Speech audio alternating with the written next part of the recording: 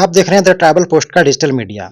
और tribal post की team आज हरदा जिले के एक गांव राजा बरारी में है, जो कि हरदा जिला मुख्यालय से लगभग 80 किलोमीटर दूरी पर स्थित है। और यहाँ पर हमारे साथ हैं आदिवासी समाज के लिए कार्य करने वाले सामाजिक कार्यकर्ता संतोष उइके जी। हम उनसे जानना चाहेंगे कि जिला मुख्यालय से लगभग 80 किलोमीटर दूरी पर यह गांव स्थित होने से यहाँ पर जो सुविधाएं हैं, शासकीय सुविधाएं हैं, जो किस प्रकार से यहाँ पर उपलब्ध हो पाती है या नहीं हो पाती है, और आज़ादी से लगाकर अभी तक इस गांव का विकास जो है वो किस प्रकार से हुआ है या क्या हो सकता है। तो संतोष जी, सबसे पहले तो आपका स्वागत है हमारे चैनल में। हाँ, धन्यवाद। जी, अपना परिचय दीजिए आप सबसे पहले तो। मैं संतोष उइके, ग्राम राजा बरारी, तहसील रहटगांव, जिला हरदा, मध्य प्रदेश का रहने वाला हूँ।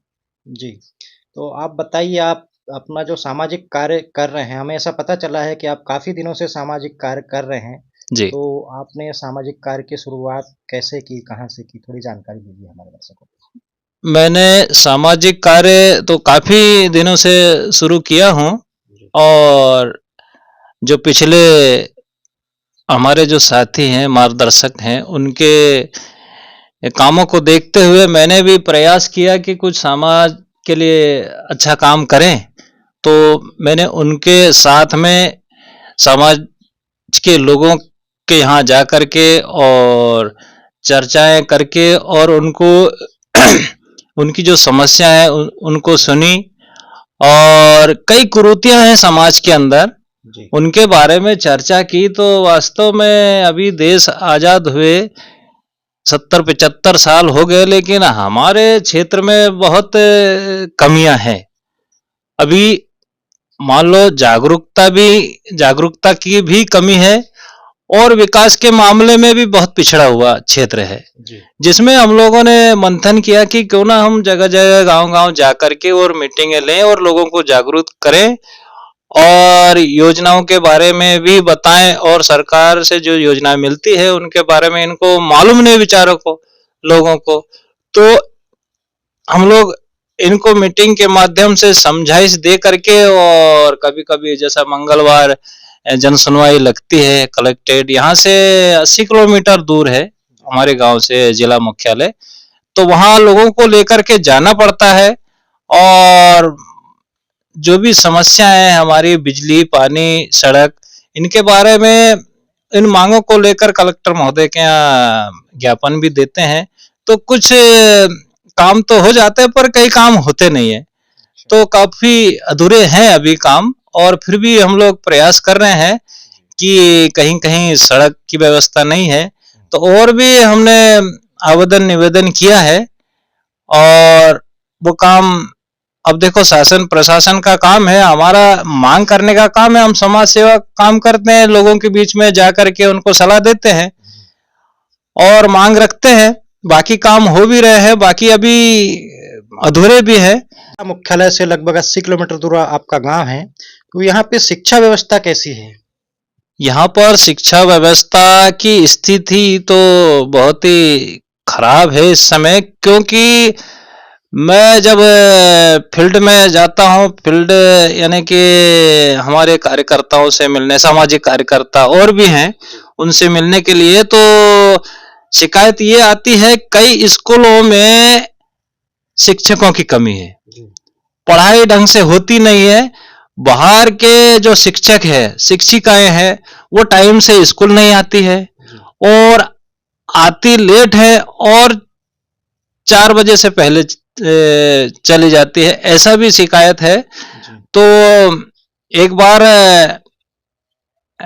डीओ जिला शिक्षा अधिकारी के यहाँ हम लोग गए, और हमने ये बात भी रखी कि सर, जंगल की स्थिति ये है कि शिक्षक लोग शहर में रहते हैं, और शहर से 50, 60, 70, 80 किलोमीटर जंगल में जाते हैं पढ़ाने के लिए। वे टाइम से आते नहीं हैं, और दूर की वजह से समय से पहले ही चले जाते हैं। तो बच्चों को ये कैसी शिक्षा दे पाएंगे?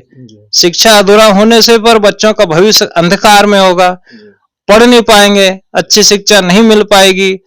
तो उनकी व्यवस्था वहीं होनी चाहिए, स्कूल में ही, रहने के लिए, जी। या गांव में कमरा लेकर के रहे ताकि टाइम से स्कूल लगा सके, टाइम से पहुंच सके। और ये जो शिक्षा की व्यवस्था देखा जा रहा है सरकार के तरफ से, थोड़ा कमजोरी ये है कि दलिया पर ज्यादा ध्यान दिया जा रहा है और शिक्षा पर कम। आपका कहने का मतलब ये है कि मध्याह्न भोजन पर ज्यादा ध्यान हाँ, मध्याह्न भोजन पर ज्यादा ध्यान दिया जा रहा है और शिक्षा पर ध्यान नहीं दिया जा रहा है। ये 8वीं तक जो सरकार की जो नीति है वो थोड़ा सा अच्छा नहीं है। ये शिक्षा के विषय में 8वीं तक का बच्चों को फेल ही नहीं करते हैं। फेल ही नहीं करते इसका मतलब बच्चे भी बेफिक्र होते हैं, पढ़ाई नहीं कर पाते हैं, और उसके बच्चों के जो पालक हैं वो चाहते हैं मेरा बच्चा तो पास हो ही जाता है, तो उतना दबाव नहीं देते हैं। जब 8वीं पास होने के बाद 9वीं में वह बच्चा फेल हो जाता है तो अब पता लगता है कि नींव कमजोर है, तो 9वीं में फेल हो जाता है। उसके बाद आगे नहीं पढ़ पाता है। कई बच्चे फिर उम्र के वजह से कई शादी विवाह कर लेते हैं और स्थिति खराब हो जाती है, कई लाइन बदल लेते हैं, बीच में तो शिक्षा छूट जाती है। जी, शिक्षा छूट जाती है। तो ये शिक्षा नीति जो है सरकार की तरफ से बदली जाए और मजबूती लाया जाए ताकि बच्चों का भविष्य सुधरे और जंगल क्षेत्र के युवा लोग जो पढ़ाई करने वाले वो अपना भविष्य बना सके, ऐसी मंशा है हमारी। बहुत सही बात कही आपने। और साथ में हम आपसे ये भी जानना चाहेंगे कि शहर से 80 किलोमीटर दूर जो दूसरी व्यवस्था होनी चाहिए वो स्वास्थ्य संबंधित रहती है, तो स्वास्थ्य के लिए यहाँ पर क्या व्यवस्था है? स्वास्थ्य जैसा ऊंचा बरारी है, इधर चंदखाल है, और भी हैं कहीं कहीं, लेकिन वहाँ स्टाफ की कमी है। अच्छा। स्टाफ की कमी है। कमी के वजह से इमरजेंसी केस अगर जाते हैं, कभी नर्स या जो वहाँ के डॉक्टर हैं वो कहीं चले गए तो बड़ी दिक्कत आती है।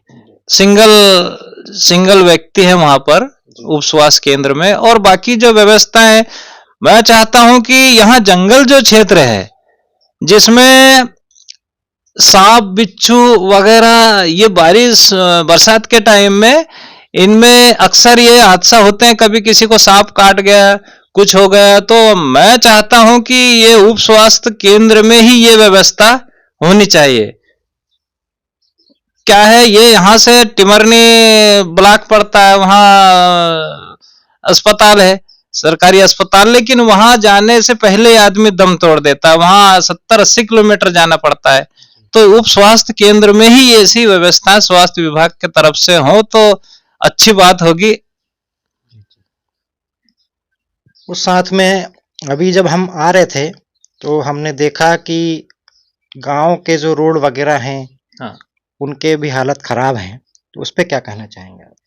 रोड अब अभी स्थिति तो अभी हमारे यहाँ बीजेपी की सरकार रही 15 साल से, ये हाँ, और विधायक भी रहे, पर इन लोगों ने अभी तक ध्यान नहीं दिया जंगल क्षेत्र को कैसे सुधारा जाए, उनकी क्या व्यवस्था की जाए, बिल्कुल अनसुनी की है।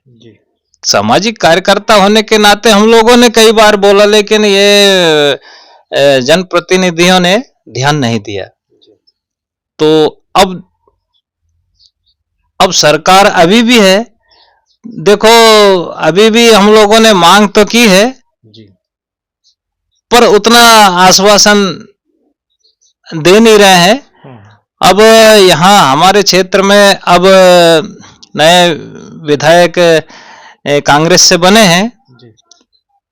हम चाहते हैं कि वो विकास करे जी, और उनकी मंशा भी है विकास होगी, ऐसा आश्वासन दिया उन्होंने जी, और वो करेंगे भी जी। अभी 1 वर्ष हुआ है नए विधायक बनने को, और उनसे पूरा क्षेत्र उम्मीद लगाकर बैठा हुआ है, तो विकास करने का वादा भी किया है। वो ऐसा उनका भी कहना है कि मैं जंगल क्षेत्र में विकास करूंगा जी। ऐसी बात है, तो आशा लेकर के बैठी है पब्लिक गांव की। तो आप हमारे दर्शकों को और अन्य लोगों को शासन, प्रशासन या जो भी जनप्रतिनिधि है और सरकार को हमारे चैनल के माध्यम से क्या संदेश पहुंचाना चाहते हैं? चैनल के माध्यम से ये जानकारी लोगों तक पहुंच रही है और लोगों से मैं कहना चाहूंगा कि सकारात्मक सोच रखें और समाज को आगे बढ़ाने की सोच रखें और एक दूसरे की बुराई ना करें और अच्छी सोच के साथ एक दूसरे की मदद करें। किसी का टांग पकड़कर खींचने का काम नहीं करें, उसका हाथ पकड़ो तो आगे बढ़ेगा आदमी। अपने को अगर कुछ जानकारी है तो दूसरे को जानकारी दो और कोई गरीब आदमी परेशान हो रहा है उसकी मदद किया जाए। और जो समझदार लोग हैं, पढ़े लिखे लोगों से मैं कहना चाहूंगा कि वो बेचारे सीधे साधे लोगों की मदद करके उनको योजना का फायदा दिलवाए, ऐसी आशा करता हूं मैं। बहुत बहुत धन्यवाद संतोष जी। तो दर्शकों, आप देख रहे थे हमारे साथ ट्राइबल पोस्ट न्यूज़ पे संतोष उइके जी को राजा बरारी से। इसी प्रकार की अन्य खबरें, इंटरव्यू, स्टोरी आदि देखने के लिए आप हमारे चैनल को ज़्यादा से ज़्यादा सब्सक्राइब करें, लाइक करें, शेयर करें। धन्यवाद।